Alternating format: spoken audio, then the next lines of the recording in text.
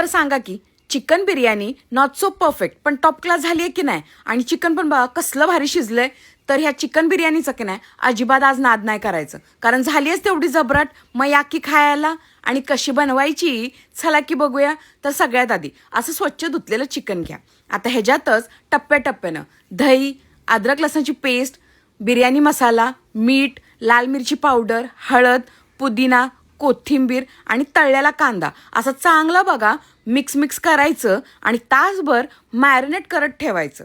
बासमती तांदूळ त्याला सुद्धा असं स्वच्छ धुवून तासभर भिजत ठेवा.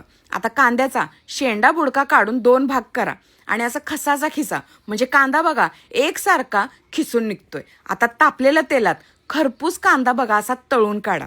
आता फोडणीसाठी तेलात घरातले हाय नाही तेवढे सगळे खडे मसाले जे तासभर मॅरिनेट केलेलं चिकन होतं की नाही ते बघा चांगलं 5 मिनिटासाठी परतून घ्या.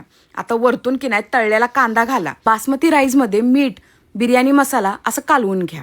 आता मी कसं दाखवलं की नाही सेम त्याच पद्धतीनं तांदूळ सगळीकडे असं पसरून टाका.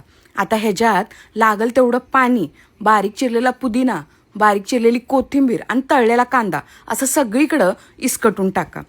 कवर करा आणि जसं आपण भात शिजवतो की नाही सेम त्याच पद्धतीनं बिर्याणी शिजवून घ्या. बघा कसला भारी कलर आलाय बिर्याणीला. तर आता ऊन आहे तवरच द्या दणका.